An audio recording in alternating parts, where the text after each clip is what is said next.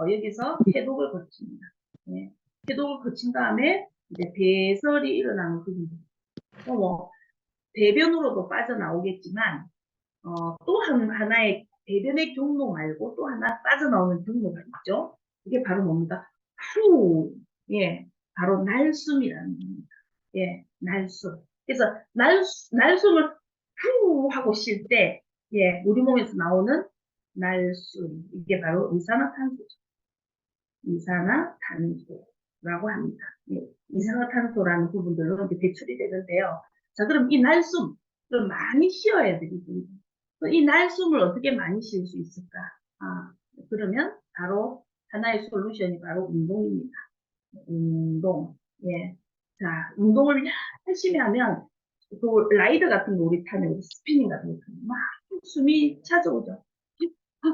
등산을 할 때, 그죠? 예, 이제 이 상황인데, 이제 이렇게 되어야 이제 이산화탄소 배출도 많이 되고, 이제 산소 공급도 원활하게 되고, 이제 이런 부분들입니다. 자, 음, H2O. 또 하나, 물로 정화된 다음에 또 다른 배출 정도를 얘기하는 겁니다. 신장을 통해서 어디로 갑니까? 예, 소변으로도 배출됩니다. 소변으로 배출. 그 다음 피부는 어떻게 돼요? 이 피부는 땀을 통해서 이렇게 배출이 되는 부분들입니다. 이 부분들이 전체적으로 관계가 있는 부분들이 바로 운동이에요, 운동. 그래서 우리가 총체적으로, 야, 운동하면 너무 몸에 좋아라고 얘기하지만, 또 운동하면 어떻게 좋을까? 운동을 하면 왜 좋을까? 왜 운동을 해야 될까를 정의를 좀 한번 내려볼까요? 자, 첫 번째, 운동을 하면, 아까 뭐라 그랬습니까? 날숨이 나오잖아요. 그죠? 예. 날숨이 나오고, 그 다음에 운동을 하다 보면 물을 많이 마시게 되겠죠. 물을 많이 마시면서 소변이 나오고요. 그 다음에 또 운동을 하니까 피부에서 뭐가 나와요? 피부에서 땀이 분출됩니다. 자, 이러한 이유로 운동이 정말 건강에 많은 도움이 되구나라는 부분을 이해할 수 있는 부분들인 거죠. 그래서 오늘 운동을 왜 해야 되는지, 어떤 이런 부분들이 있는지를 조금 이제 말씀을 드렸습니다. 자, 그런데 조금 전까지 제가 계속 지방과 탄수화물에 대한 부분을 설명을 드렸는데요. 포도당과 지방은 아까 세 가지 기본 분자라고 얘기했잖아요. 탄소, 수소, 산소. 이 세 가지 기본 분자라고 얘기했잖아요. 그런데 단백질이 빠졌죠, 그죠? 예, 단백질. 이 단백질은 우리 생명에 꼭 필요한 부분들인데, 근데 이 단백질은 아까 세 가지 분자에서 한 개가 더 붙어요. 지방하고 탄수화물은 아까 세 가지. 근데 얘는 한 개가 더 붙어요. 탄소, 수소, 아까 산소라 그랬잖아요. 그죠? 여기에서 단백질은 뭐가 하나 더 붙는다고요? 질소라는 녀석이 하나 더 붙어요. 단백질은 탄소, 수소, 산소 말고 한 가지 더 있다는 거. 질소라는 영양 성분입니다. 자, 우리가 섭취하는 이 단백질이 요 세 가지 이 앞에서 어떻게 그 단백질 외에 이 두 가지는 탄수화물하고 지방 이 녀석들은 이 세 가지의 세 개의 분자로 인해서 어떻게 배설되는지 보셨잖아요, 그죠? 자, 그러면 이 두 녀석에 없는 단백질에 유일하게 있는 질소, 예, 질소라는 아이는 그러면 어떻게 배출될까요? 단백질을 섭취하면서 우리가 아미노산의 형태로, 바뀌죠. 그죠? 그러면 공장이 돌아간 거잖아요. 단백질을 먹고 이 단백질을 통해서 아미노산이라는 게 만들어지는데, 그럼 이 행위는 공장이 돌아간 거야. 그러면 단백질에서 아미노산을 만드는 그 과정에서 생기는 독소, 그 우리 암모니아라고 알고 있죠. 그죠? 예, 그 부분들은 이제 충분히 아실 겁니다. 자, 그러면 암모니아라는 이 독성, 예, 이 독성 물질로 우리 몸에 바뀌게 됩니다. 뭐가요? 단백질이. 자, 이 독성 물질이 이제 어디로 갑니까? 바로 간으로 갑니다. 간으로 가서 해독을 거칩니다. 해독을 거친 다음에 어디로 갈까요? 해독을 마친 이 녀석은 신장을 거쳐 소변으로 가는 기전입니다. 자, 그러면 이 질소라는 이 녀석은 우리 몸에 요산 기억해야 될 게 요산이라든지 그 다음에 요소라는 이런 녀석들을 생성하게 되는 부분입니다. 예, 그러면 그 과정을 한번 살펴볼게요. 1번, 어떤 형태의 생산 과정을 가지고 있는가를 제가 조금 이제 설명을 드릴 텐데, 첫 번째, 이 요소 사이클을 제가 좀 말씀을 드립니다. 요소 사이클. 네. 제일 첫 번째, 간에서 시작. 간에서 시작이 되고요. 내가 섭취한 단백질을 섭취했고, 그 다음 이 단백질은 소장에서, 아미노산이 어디에서? 예, 소장에서 아미노산이라는 것들로 분해되고, 분해되고 난 다음에 이게 다시 간으로 이동합니다. 자, 그러면 간으로 갔죠, 그죠? 이 간으로 간 단백질은 바로 암모니아라는 강력한 독성 물질로 한번 해독이 됩니다. 그런데 여기서 문제가 뭐냐면 간의 능력들이 다 틀리거든요. 간 기능이 다, 그 기능들이 다 틀리거든요.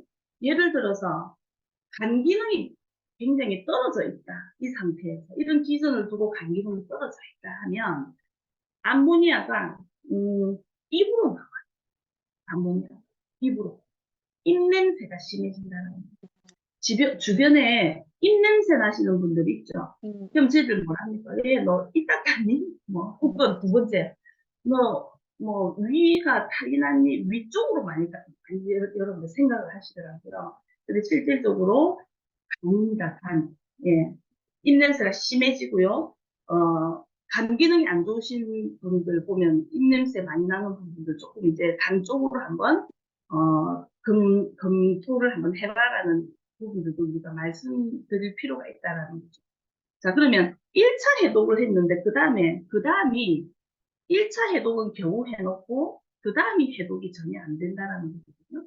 자, 그럼 이 암모니아라는 효소라는 이 형태는 가장 약한 독성으로, 아주 미세한 독성으로 2차 해독을 하게 됩니다. 2차 해독을. 자, 물론 이 2차 해독 또한 건강한 간이어야 돼요. 와, 그래서 이 간에 대한 어떤 부분들이 굉장히 이제 생각하게 만들거든요. 자, 그리고 이 요소는 드디어 이제 우리가 신장을 통해서, 소변으로 이제 소변으로 배출된다라고 얘기했는데, 건강한 사람인 경우에, 질소가 음식으로 들어오면 요소로 변해서 자연스럽게 소변으로 빠지는구나. 건강한 사람이 이런 기전을 가지고 있구나라고 생각을 하시면 되는 겁니다. 자, 다시 한번 말씀드릴게요. 질소가 음식으로 들어오면, 그죠? 요소로 딱 변해서 이것들이 자연스럽게, 소변으로 변하는 그 기전. 그게 정상인데, 근데 예를 들어서 내가 신장 기능이 뚝 떨어져 있다. 예, 완전 심장이 망가져 있다. 그러면 요소 배출이 이제 어떻게든 문제가 되는 부분입니다. 이게 신장 자체가 건강해서 빨리 배출해야 되는데 이것들이 문제입니다. 그러면 어떻게 되냐면 이것들로 인해서 내 몸은 요소가 쌓이는 형태가 되더라고요. 요소가 배출이 제대로 안 되고요. 신장의 기능이 떨어집니다. 자, 그럼 이것들을 뭐라고 얘기하냐면 우리가 요독증이라고 합니다. 이거 요독증이 이제 진행이 되고 이제 하게 되면 만성신부전까지 됩니다. 자, 그럼 우리가 이때 바로 제일 먼저 하는 게 단백질 섭취를 제한하게 되거든요. 이게 바로 아까 이러한 경로에 문제가 생기는 부분입니다. 그래서 이런 변명을 받으면 이제 병원에서 단백질 섭취를 바로 제한한다는 거죠. 자, 그러면 요소로 이렇게 변하는 질소도 있고요. 근데 또 한 가지, 어, 우리 몸에, 그냥 자체적으로도 또 질소를 가지고 있어요. 두 가지 형태죠, 그죠? 하나는 뭡니까? 단백질 섭취를 위해. 단백질 섭취에 의해서. 그 다음에 또 하나는 몸 자체에 그냥 질소가 있다라고 얘기하네요. 단백질이 전혀 아닌데. 자, 그러면 내 몸을 구성하는 최소의 단위는 바로 세포입니다. 자, 내 몸을 구성하는 최소의 단위, 예, 세포. 이 세포 안에 질소라는 녀석이 있다라고 얘기합니다. 그래서 우리가 보통 이게 세포를 이렇게 한번 열어보는 거죠. 단면을 이렇게 열어보면 번데기처럼 이렇게 동동동동 떠다니는 게 미토콘드리아.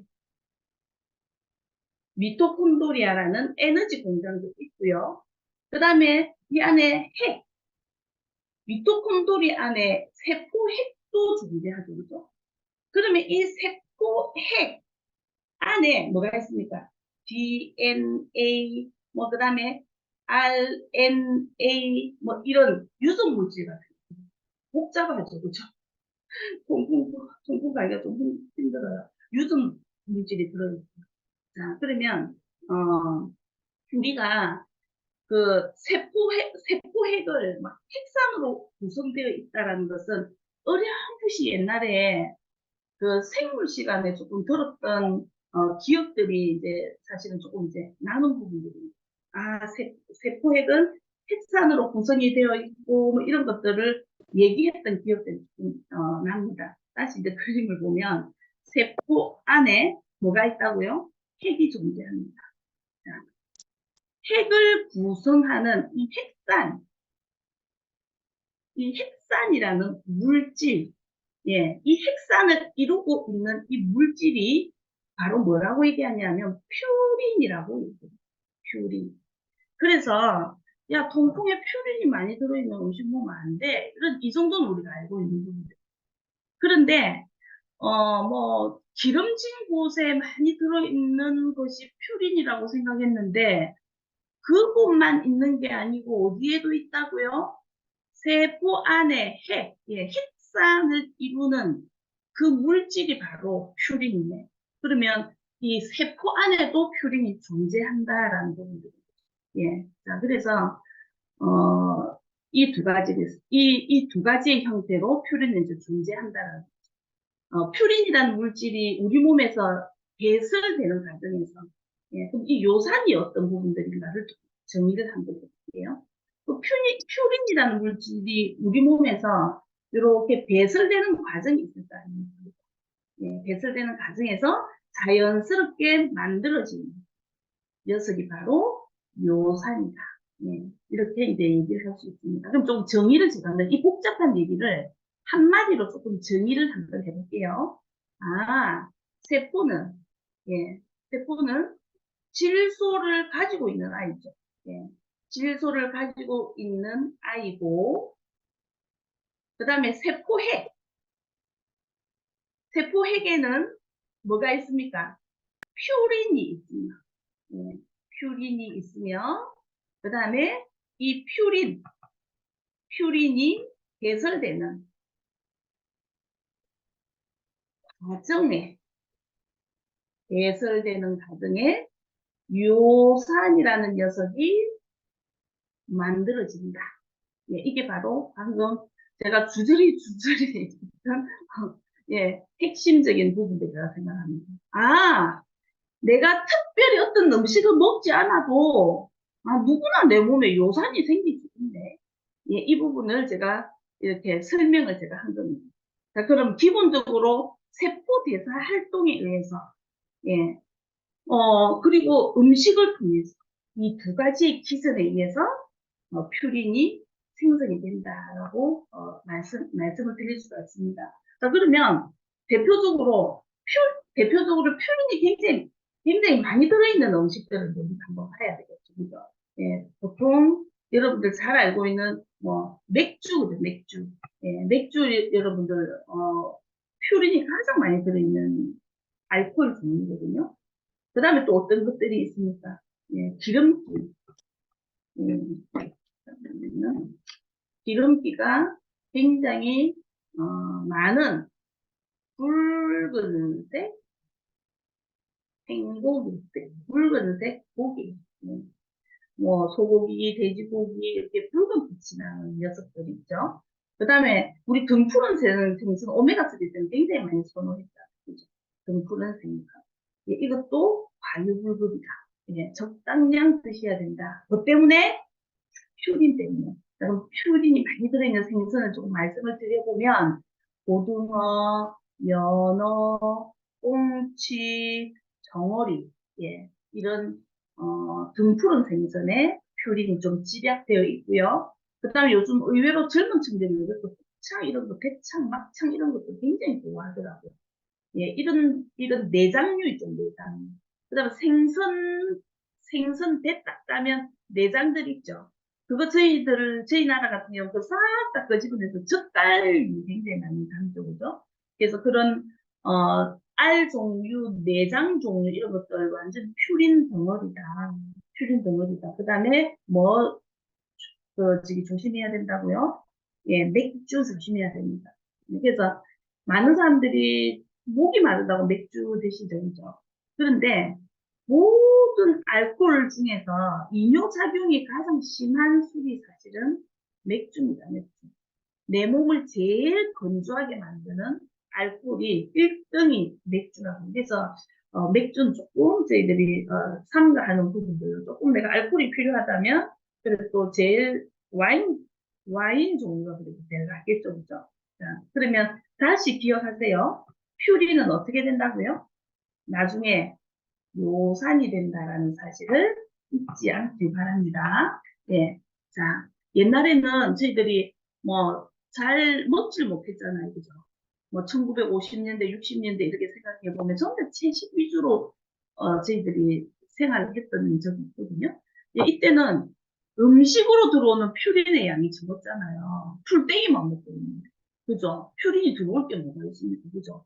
그러면 내 몸에 퓨린이 안 들어와도 세포 안에 퓨린을 갖고 있다라고 했잖아요. 그럼 그의 정도는 세포의 자연적인 대사 과정에서, 그냥 자연적으로 해결이 되는 부분들이었잖아요. 그래서 전혀 문제가 안 되었다. 근데 현대인들은 어떻습니까? 현대인들은 세포 대사 과정에서 생기는 양보다 엄청나게 많은 양의 퓨린을 쏟아붓죠. 지금 현대인들이. 예, 그러니까 지금 요산이 생기는 원인은 뭡니까? 요산이 생기는 원인은 바로 과도한 퓨린의 양이다. 예, 과도한 퓨린의 양이다. 그러면 통풍이 생기는 또 다른 이유는 뭐냐면 식생활이다. 예, 잘못된 식생활이다. 정말 이렇게 보면 퓨린 덩어리예요. 퓨린 덩어리.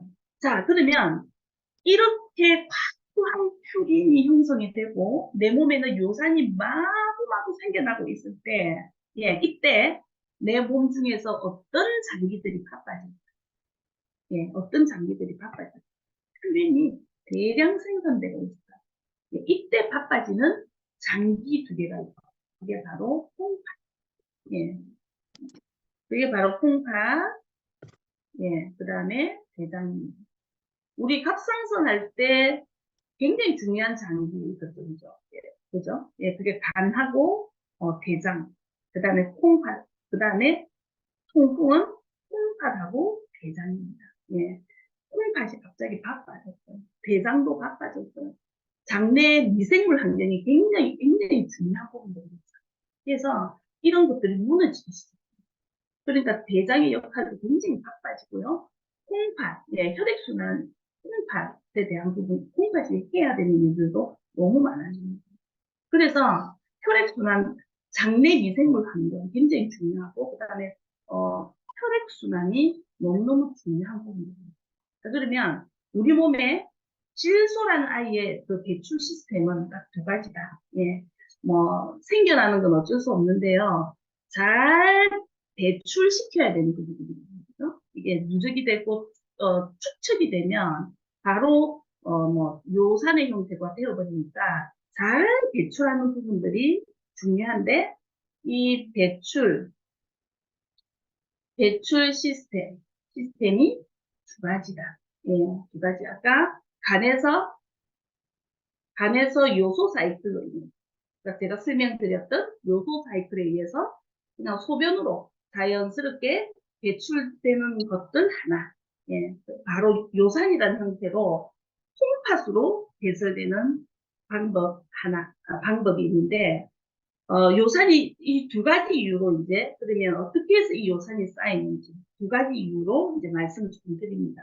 요산이 쌓이는 이유 첫 번째, 배설되는 양보다 들어오는 양이 훨씬 더 많을 때, 이때 콩팥이 무조건 다 배설할 수는 없다는 거죠. 콩팥도 한계가 있다는 거죠. 여가 하는데도 한계가 있다는 거죠. 그 다음에 두 번째, 콩팥 자체, 예, 콩팥 자체가 고장이 나 있는 경우, 예, 고장이 나 있어서 아예 거의 배설이 안 되는 경우, 너무 많아서 콩팥이 가부화되는 경우, 그 다음에 두 번째는 콩팥 자체가 그냥 고장이 나버리는 경우, 이 두 가지의 경우인 거죠. 예, 그래서 고요산 혈증, 예, 예, 혈증 안에 요산의 형태가 너무 많다. 그래서 이거는 저희들이 이제 검사를 해보면 알겠죠. 그래서 남자 같은 경우는 7ml/dl 정도가 되면 위험수에 되어 있고요.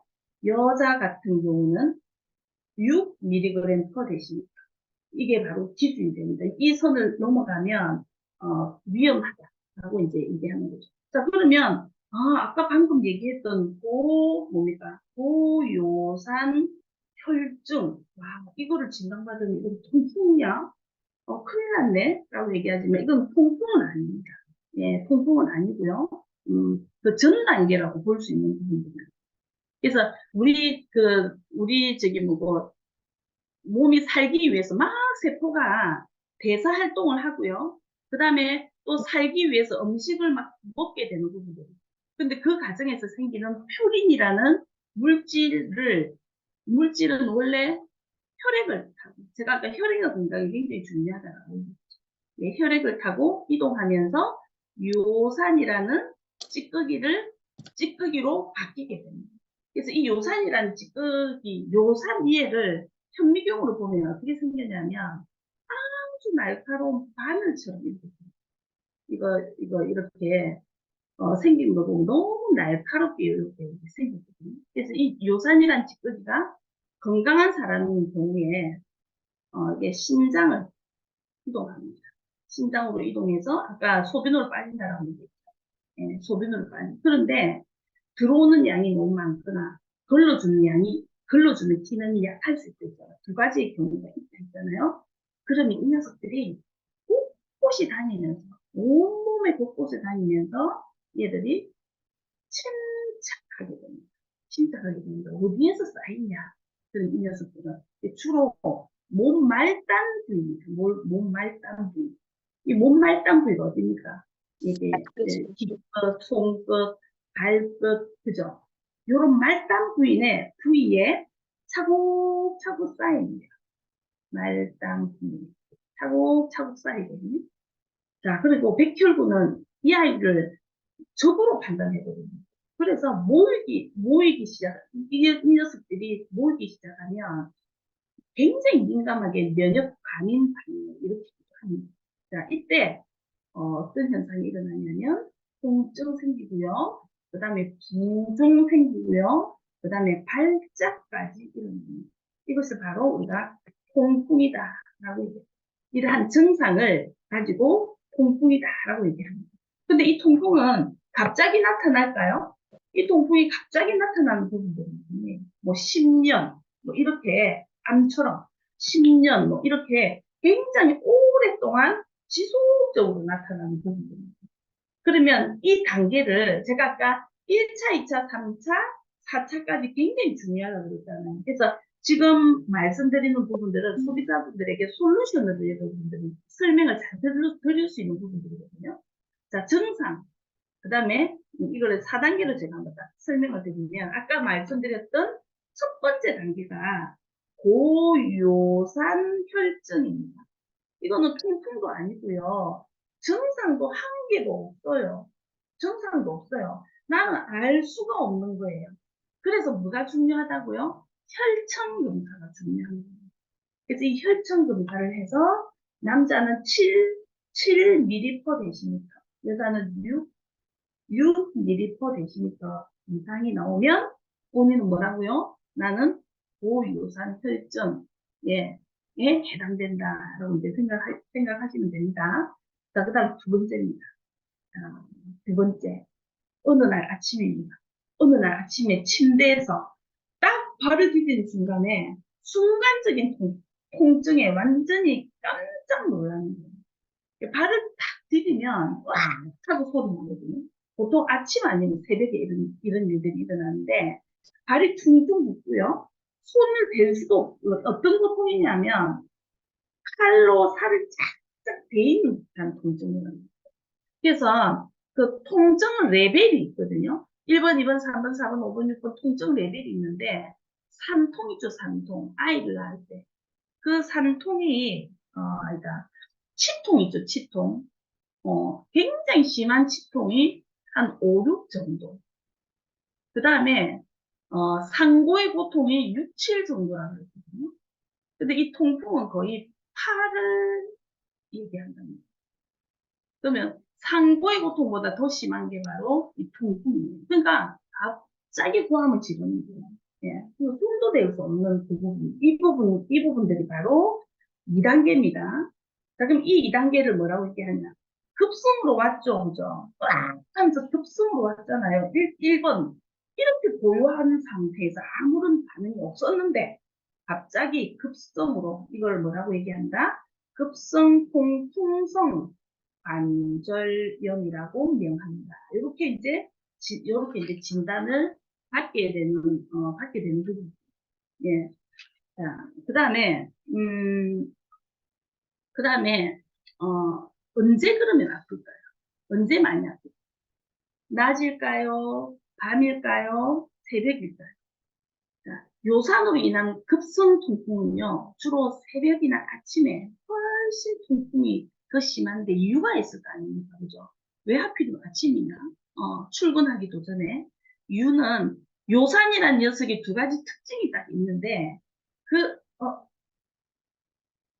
예, 예, 특징이 있는데, 혈액순환이 잘 안 되는 온도가 낮은 온도가 낮은 곳이. 예, 그래서 주로 아까 제가 얘기했던 말단 부위라고 했죠. 손끝, 발끝, 뒤끝 이런 것들. 그래서 요산 결정체는 뭐라고요? 낮은 온도를 좋아해요. 요산 결정체는 낮은 온도. 예, 그래서 인체 중에서도 아주 낮은 손하고 발하고 귀하고 요런데 말단 부위. 그다음 인체가 또 기초 체온이 있을 거 아닙니까? 그죠? 인체가 기초 체온이 쫙 내려가는 때가 바로 새벽이에요. 사람의 몸이 제일 찹찹할 때가 새벽이에요. 이때를 제일 좋아한다고요. 이때를. 그래서 자다가 아침에 일찍 끔찍끔찍 놀래는 부분들이 바로 이제 이 부분들. 자, 그러면 이렇게 아프니까 병원에 가요? 안 가요? 가죠. 이렇게 아프니까 병원 가잖아요. 그죠? 자, 그러면 약물을 처방받겠죠. 그럼 그 약물은 뭐 요산의 개선을 촉진시키는 뭐 어떤 약이겠죠. 항염제, 힘들죠. 항염제일 수도 있고, 그죠? 예, 그래서 이제 어쨌든 간에, 조금 나아졌어요. 그리고, 일주일, 이주일 정도 먹으니까, 이상하다? 증상이 있죠. 그렇게 아팠는데, 증상이 싹 없어졌어. 증상이. 예. 그러면, 낯선 걸까요? 2주가 지나도, 3주가 지나도, 한 달이 지나도, 3달이 지나도, 5달이 지나도, 안 아파. 음. 그래서 안 아프니까 약도 받았다가 안 먹었어. 예. 이것을 뭐라고 얘기하냐면, 3번, 아, 간헐기 통풍이라고 해요. 간헐기 통풍. 쏟고 있는 거죠. 쏟고 있는. 이게 뭐라고요? 여러분, 낯선 게 아닙니다. 통증이 없어도 절대 낯선 게 아니라고요. 이게 바로 잠복기, 예, 숨어 있는 거지, 낯선 게 아닌 거죠. 근데 주인은 어때요? 다 낯섰다라고 생각을 하잖아요. 그러면서 슬슬 또 있잖아요. 소맥 시작됩니다. 또 슬슬 삼겹살 이제 구워 드시고 또 옛날 루틴으로 슬슬 가는 부분들. 그래서 만성 질환 하면 생각나는 건 뭐예요? 만성 질환 하면 평생 약을 먹어야 된다. 이거 생각 들지 않아요? 당뇨, 약 평생 먹어야 돼. 고혈압약, 만성질환이잖아요. 평생 먹어야 되잖아요. 그죠? 그래서 만성질환에 대한 부분까지 우리가 가면 안 되는 부분들인데, 그냥 다 잊어버린 거예요. 뭐 6개월이 지나고 7개월이 지나도 뭐 안 아파하고 막 빨간 고기 먹고 막 내장 먹고 이래도 아무렇지도 않아. 나는 나사슴, 콩콩 별거 아니야. 한동안 조금 아팠는데 별거 아니야. 예. 자, 잠복기가 어느 정도 될까요? 사람에 따라 다른데요. 6개월에서 길게는 2년까지 간다는 사실. 예. 2년 동안 멀쩡하다가, 예, 다시 도발합니다. 예, 간헐기를 지나서 다시 발작이 시작된단 말이에요. 자, 이럴 때 문제가 뭐냐? 문제가 그냥 급성통 풍성 관절염 자체가 그냥 오면 상관없는데 이 4번이 너무 골 때려요. 이 4번이 잠복기를 지나서 4번까지 올 때가 너무 골 때린다. 이거를 뭐라고 얘기해? 이게 왜 골 때리냐? 이게 이제는 급성이 아니라 만성 질환으로 된다는 거죠. 예, 만성 질환으로. 그래서 제목이 뭐냐? 만성 결절성 통증. 만성결절성 통증이다. 예, 통증이다. 자, 그러면 어떻게 될까요? 4번 내 경지까지 왔을 때 바로 평생 약을 먹어야 됩니다. 그래서 3번에 내가 잠복기다라는 걸 인지한 사람들은 어떻게 되겠어요? 이렇게 생활하겠어요? 운동하고, 퓨린 조절하고, 식생활 건강하게 하고, 그죠? 서플리먼트 도움 받고, 정말 진짜 목숨을 다해서 개선하죠. 자기가 잠복기라는 걸 이해하면. 근데 이게 잠복기라고 이해하시는 분들이 몇 분이나 계실까요? 그죠? 예. 그래서 제가 한 분을 살린 예가 있는데, 딱 잠복기에 딱 2번에서 딱 만나신, 2번에서 잠복기 사이에 딱 만난 분이죠. 예. 자, 그런데 그냥 지나가거든요. 자, 그러면 이제부터 어떤 고통이 기다리고 있는지, 조금 이제 설명을 드립니다. 평생 약을 먹어야 되고요. 그 다음에 고혈압은 평생 약을 먹어야 되고, 뭐 굉장히 위험한 요소는 있지만, 그래도 통증은 없잖아요. 맞죠? 통증은 없잖아요. 와, 이게, 요산이 관절주의에 어떻게 되냐? 일반 관절 주위에 있잖아요. 요산이 더덕더덕 쌓이기 시작해요. 1번, 2번, 여기서 끝나지 않습니다. 피부에서, 관절이 아니라 피부에서 요산 결정체가 내 눈으로 확인이 돼요. 결정체. 예를 들어서 어떤 부분이니까 기죠, 기, 요 끝에. 여기가 온도가 굉장히 차거든요. 우리가 뜨거운 거 만지면, 뜨거워하면서 기 이렇게 만지죠, 그죠? 여기가, 요산체가 제일 많이 이렇게 모여있는 곳이에요. 어떨 때 보면 이 바깥으로 이렇게 나와서, 이렇게 쌓이는 것도 보인다라는 생각이 기 끝에 연골, 이렇게 연골. 그래서 여러분들 이렇게 심심할 때 기 끝에 있죠. 이렇게 연골 있죠. 이렇게 만져주시면 좋아요. 이게 말초이기 때문에 혈액순환이 전혀 안 돼, 여기가. 이 부분을 억수로 좋아해. 요산, 자기 집이라고 생각합니다. 이 부분에 요산결정체가 쌓이면서 이렇게 보인다고 했죠. 그 다음에 여기서부터 이제 3번 통증. 통증이 시작되면 이제 감당이 안 되는 거예요. 문제는 따로 있어요. 문제는 관절 주변 있죠. 관절 주변에 발만 그런 게 아니고 팔꿈치, 그 다음에 발등, 손, 모든 곳에 이제 쌓이기 시작합니다. 이때 이제 끝이 아니고요. 너무 불행합니다. 이게 끝이 아니라니까요. 그 다음에 어떻게 되냐. 변형이 기다려. 통풍 뒤에 변형이 또 기다려. 관절 변형이 다 시작됩니다. 관절이 이렇게 틀리기 시작해요. 울퉁불퉁 올라오기 시작해요. 예. 이때 변형된 관절이 내가 관리를 잘한다고 해서 다시 빡두도 될까요? 원상태로 평생 돌아오지.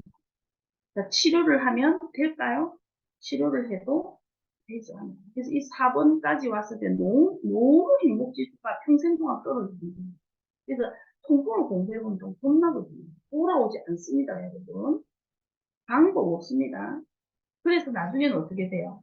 이게 뒤틀리고 변형되고 이러니까 신발 같은 거, 막, 이런 장갑 같은 것도 자기 사이즈가 다 변해요. 엄청 큰 사이즈로 신어요. 막 웅성웅성하니까.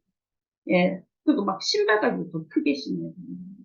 뭐 미관상으로 안 좋은 것도 스트레스지만, 뭐 여성으로서의 어떤 뭐, 여성성도 다 잃어버리겠거든요. 예, 이런 것도 중요한 게 아니라, 제일 힘든 게 통증이에요, 통증. 통증이 너무 괴롭힌단 말이에요. 예. 자, 여기까지만 딱 들어봐도 어때요? 여기까지 딱 들어보면 어때요? 와, 요산 이 녀석 진짜 무서운 거네. 이런 걸 느끼실 수 있죠. 예, 근데 사실 요산이 또 알고 보면 희한해. 꼭 나쁜 것만, 요산이 나쁜 것만 아니에요. 왜냐면, 어, 그, 이 세포가 에너지를 만들기 위해서 막 대사 활동을 하잖아요. 그죠? 예, 그때, 이 요산이 비타민 C처럼 있죠. 이렇게, 이게 산성이죠. 그죠? 이 약간의 황산화 작용을 또 한답니다. 이 세포의 대사 과정에서. 그래서 이런 도움도 사실은 이게 요산이 조금 주기는 주나, 그래도 득보다는 실이 지대하다. 예. 세포가 대사하는 가운데서 이제 막 생기는 활성탄소 있죠. 이런 활성탄소를 요산이 어느 정도 조금 게 처리를 해준다라는 부분입니다. 그래서 우리 세포가 활성산소가 막 휘날친다라는 것은 어떤 상태입니까? 과식을 하거나, 과한 운동을 하거나, 엄청난 스트레스를 받거나, 엄청 화가 났거나, 뭐 이런 산화적 스트레스에 딱 놓이게 되는 부분들이죠. 예, 그래서 내 몸에 이제 바이러스나 세균에 감염되었을 때도 활성산소가 또 증가하기도 합니다. 예. 등 달아서 이제 이렇게 되면 요산이 필요하기 때문에,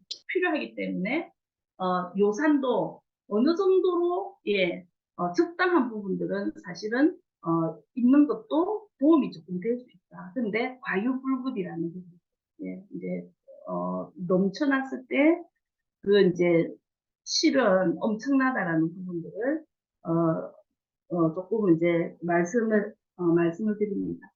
음, 요산이 세포 안에 있는 것들은 우리가 보면 아무런 문제가 이제 없다고 제가 말씀드렸잖아요. 뭐, 세포가 산화되어서 손상이 되고 그 안에 퓨린이 요산으로 만들어지면 그 농도가 좀 높아지겠죠. 스트레스가 노화에도 그다음에 요산 과다 발생에 대한 부분들도 다 이제 이렇게 연결이 되거든요.